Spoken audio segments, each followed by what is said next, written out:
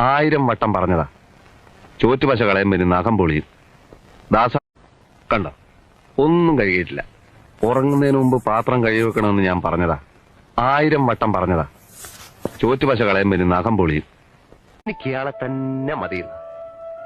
അവള് ജയിച്ചു കഴിയുമ്പം ഞങ്ങൾ മനോഹരമായ ഒരു നേഴ്സിംഗ് ഹോം കിട്ടും. പിന്നെ ഞാൻ ഒരു വിലസും ഞാനായിരിക്കും അതിന്റെ നടത്തിപ്പുകാരൻ.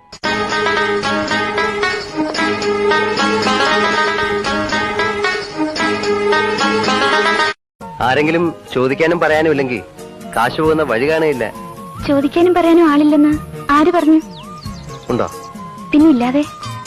ഒരു യുഗം ഞാൻ തപസിരുന്നു ഒന്നു കാണുവാൻ, കഴിഞ്ഞ കാലം കൊഴിഞ്ഞ സുമം പൂത്തുവിടർന്നു.